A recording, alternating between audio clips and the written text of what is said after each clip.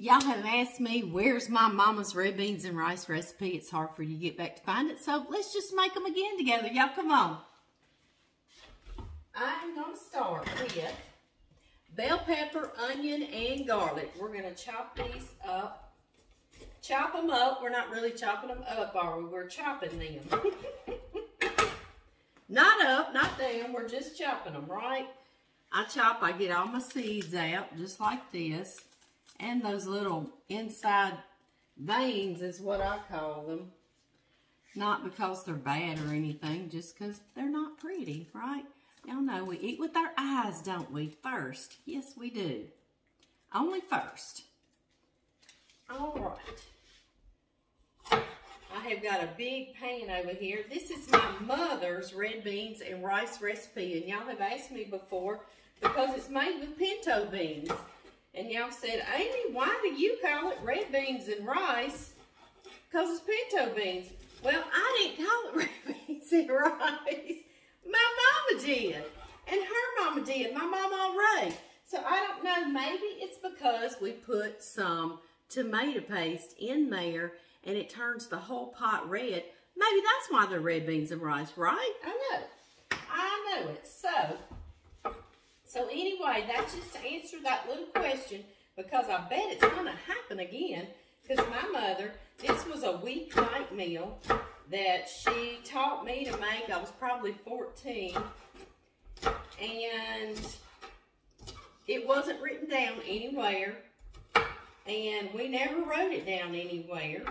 I never did until I made it for y'all the first time, and y'all said, Amy, we need a recipe. So thank y'all. Y'all made me write it down because it was just in my head, my mama's head, my mama's head. And a lot of you told me y'all have had this type of red beans and rice.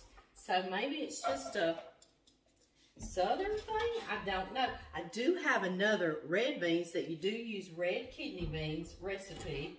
And it is a crock pot meal. I've made it with some of y'all before. And it is wonderful because you throw it all in the pot, and all you've done is soak those beans overnight, and then they cook up so delicious and so comforting for the evening. So we'll make those real soon too, while it's still nice and wintry outside, and we need some more comfort, right? All right, y'all, I'm trying to hurry. I got to get back over to my daddy's and meet my sister.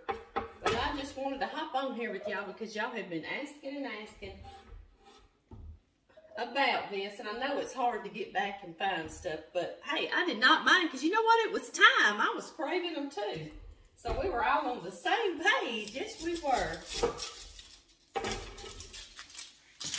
Y'all are under here, under my garbage. So I'm putting all my stuff under y'all. Y'all just hang on. I'm going to saute. That was one bell pepper. This is going to be one yellow onion or Spanish onion. If you had Vidalia onion, y'all know I'm always like, yes, get a Vidalia onion. I do not like those skins in there, though. Let me make sure those are totally not there. I'm going to chop it, and I'm also going to chop 2 or 3 cloves of garlic. You know I always, weeknight meals, I'm always pulling out that already chopped garlic in my refrigerator. But, y'all know this was when I was a kid and that was not in the stores. So I was taught just to put fresh chopped garlic from my mama. So I'm sticking to that. Just, I guess, in honor of her, but you could sure shortcut that if you're not so emotionally attached as I am to these red beans and rice. I know my daddy loves it. Every time I make them, I share with him because he was married to my mama for over 50 years, and we had these a lot growing up. They make a ton. This to me is a double batch. I always make twice as much as we can eat or more, and then I freeze them, and they freeze beautifully. And then all I've got to do another night is just thaw those and make a pot of rice to go with them, and a pan of cornbread, and it's like I've been in here cooking, right? I know. So So I love that part. Y'all saw I put just a little bit of olive oil. I don't know if I talked about that or not. No, I don't. Okay. See, I got me fresh garlic this time. Oh, and these are nice big cloves, so I'll put about 2 or 3. Let's do, yeah, we'll do 2. Don't let Amy go overboard. And y'all know how to do that, I'm sure by now. You just take your knife blade and you kind of whack on it like that. And it helps you get that skin off your garlic. There's a million ways and hacks. Y'all like that new word, hack? It's a silly word, isn't it? I think so too. So yeah, it just helps us get that cleaned off there. And we'll mince it and chop it. These beans, also, every time I've said this to people in the past that I was cooking for, maybe, I'm going to change y'all. I know that's not professional, but the YouTube video, every time I back up over here, you can't really see my head, the top of my head. And I know that's got to be aggravating, right? Because y'all just really won't see the top of my head, right? I don't know. Anyway,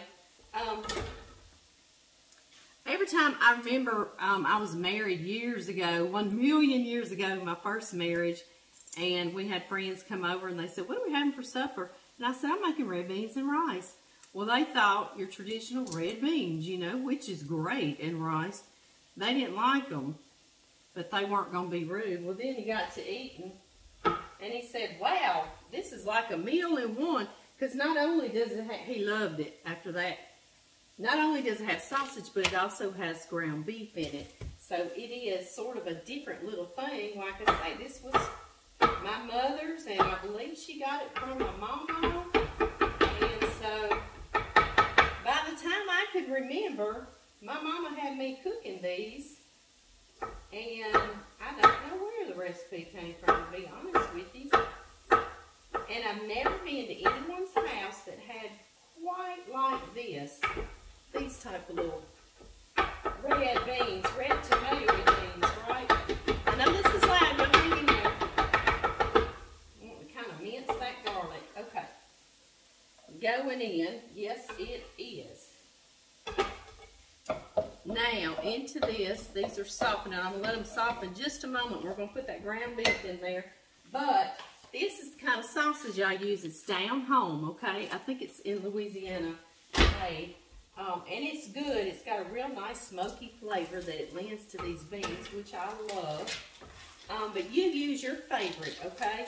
And we've all got our little favorites. And so that's what I want you to use, and you make this your recipe.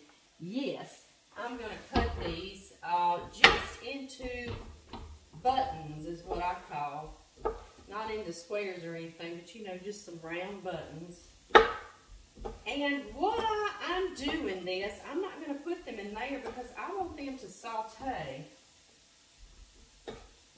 And matter of fact, what I'm going to do, because I want to try to make this one pot meal. I used to have millions of pots out here making all this, and I was going to saute this in a separate skillet because I like to caramelize my sausage, is what I keep trying to get at. I know I kept going down another road, didn't I?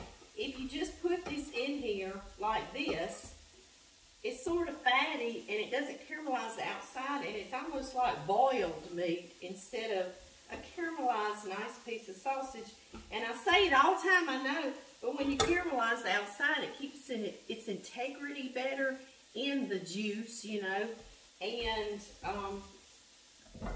it's just a better texture, and it's got that little bit of a better flavor on the outside, that caramelized flavor. So I always do this, but I believe we're going to stay one pot. I'm trying to stay one pot with y'all. When I was younger, I didn't mind messing every pot up in the kitchen, right? Of course, I had to clean it up, too. All right. Guess I have more energy, right? Okay, so I'm going to keep on slicing my sauce. See that good caramelization on that sausage? That's flavor. All right, y'all, that's looking really nice. I'm going to just kind of push everything to the side, almost like we're doing stir fry, right? And now we can put this ground beef in here. I have like 2 pounds. with 1.5 pounds of sausage. Okay, so you definitely can cut this down in half really easily and not have to make so much if you don't have the freezer space. If you don't have the freezer space. I have a friend at church, the reason why I said that, she said, can you please cut down your recipes because I don't have that kind of freezer space. And I got tickled at her. Alright, y'all, I'm going to add some salt. Y'all know we haven't salted anything. That hamburger meat does need some salt. And some black pepper, fresh ground. I love using pepper melange where it has different colors of pepper, but I didn't find any in the store last time, so black pepper it is. Alright, I'm going to brown this ground beef and we'll move on. It's looking good. Looks good, doesn't it, y'all? We did do it in one pot. I'm so proud of us. A lot less to clean up. Alright, our ground beef is nice and brown. Now, this is what my mother would do. You would sprinkle a little onion powder, a little garlic powder, a little rosemary, a little thyme, a little this, a little that. Well, I made Creole Seasoning. Basically, that's what it was, is Creole Seasoning. So, if you want this recipe, I'm going to put it under the recipe for the red beans and rice. I'm going to put about 2 teaspoons. And I'll also link the video. You can watch the video. I did one real quick one where we make this Creole Seasoning together. That way, all we had to do was get one little container out, right? I know, that just saved us so much.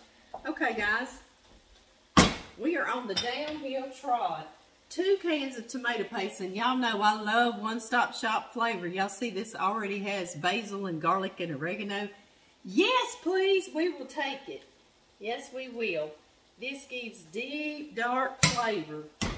Deep, dark. I'm always saying dark, right? But it is. It's deep and dark.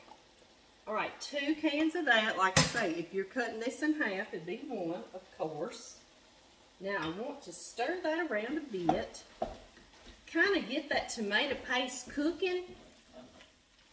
Almost like cooks the raw flavor out of it a little bit. Browns it a bit. Gives it an even deeper flavor, right? I'm not sure I know how to explain that just right, but I think y'all know what I mean. I think y'all are getting it, aren't you? And this is something else my mother did. You know, this was a weeknight meal. She used canned beans, and you certainly could soak your beans, but I'm doing my mama's red beans and rice, right? My mama. I say my mama. I sound like the water boy, don't I, on that movie. And I have got 6 cans. Of course, if you were cutting this down, you could do 3, and that'd be perfect.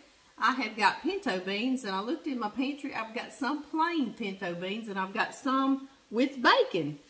And I said yes to both of them. Yes, I did. So they're all going in. That's 2, 4, and 6. And now, as you see, this is quite a thick consistency with that tomato paste, so you need a little bit of liquid. My mother would just add water, which is perfectly fine if that's all you have. But if you have a can of beef broth, let's do a can of beef broth. Lots more deep flavor, right? Yes. Yes, yes, yes. I'm going to get the rest of that tomato paste off my spatula. Get down in there and get cleaned off in the red bean bath. So yeah, I guess this is why you call it red beans, because that's pretty red, isn't it? Yeah, it is. I think so too, y'all. And this is it. I put the lid on. I let these simmer about 20 minutes. They'll probably go longer because I'm going over to my daddy's. I make a pot of rice. Got one going back here. And a pan of cornbread. If I had time, I'd do it with y'all today, but I don't. I'm going to have to do it when I get back. And John Murray's going to be hungry. So I'll just link that video. How about that? Y'all can watch it if you haven't before. And I hope you all have a wonderful evening. And I will see y'all really soon.